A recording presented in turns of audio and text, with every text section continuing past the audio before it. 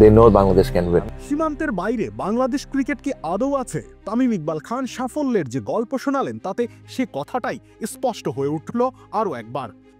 মিরপুরে বাঘ, বাইরে বিড়াল, এই চিরচেনা বাক্যটাই কি তাহলে তামিম ইকবালের কণ্ঠেও প্রতিধ্বনিত হলো?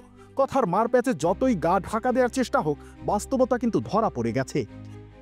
মিরপুরের বাইরে কি বাংলাদেশ আদৌ কোনো শক্তি? তামিম বললেন, আমরা যা অর্জন করেছি তা কোনো ট্রফি জয়ের চেয়ে কম নয়, বড় কথা। কিন্তু এই অর্জনটা কি? জয়হীন একটা টুর্নামেন্ট। চ্যাম্পিয়ন্স ট্রফি থেকে তো জয় ছাড়াই ফিরল বাংলাদেশ।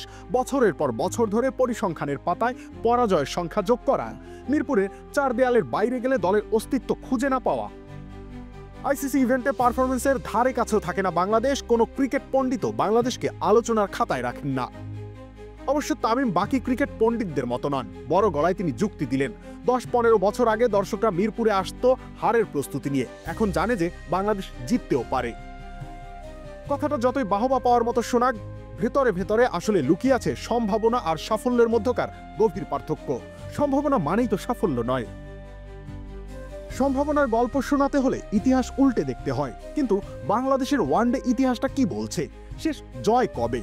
হিসেব কষতে কষতে আপনাকে চলে যেতে হবে 2024 সালের নভেম্বরে। সবজি খেয়ে মনে বাজে তালি, কি মিশিয়েছো পুরো বাটি খালি? রাঁধুনি স্বাদ মিশালি, রাঁধুনি শাক মিশালি, স্বাদ হবে দুর্দান্ত।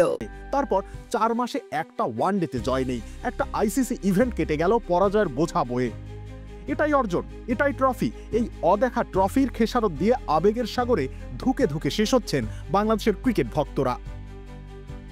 সিনিয়রদের প্রভাব এতটাই গভীর যে দলটা ঠিকমতো দমও নিতে পারছে না। তারপরেও এই সিনিয়রদের জায়গা পাকা, এটাই তাদের সবথেকে বড় অর্জন। সময়ের নিয়ম বদলায়, কিন্তু বাংলাদেশের ক্রিকেটের সিনিয়রদের রাজত্ব বদলায় না। মিরপুরে দাঁড়িয়ে বাংলাদেশ সম্ভাবনার কথা বলে, কিন্তু ক্রিকেট তো শুধু মিরপুর নয়, শুধু দেশের মাঠ নয়। সীমান্তের বাইরে বাংলাদেশ ক্রিকেট দলের অস্তিত্ব কি আদৌ আছে? তামিমরা সেই অস্তিত্ব খুঁজে পাননি, বরং ক্যারিয়ার শেষে অকারণে তৃপ্তির ঢেকুর তুলছেন। রবিউল ইসলাম রনি, খেলা ৭১।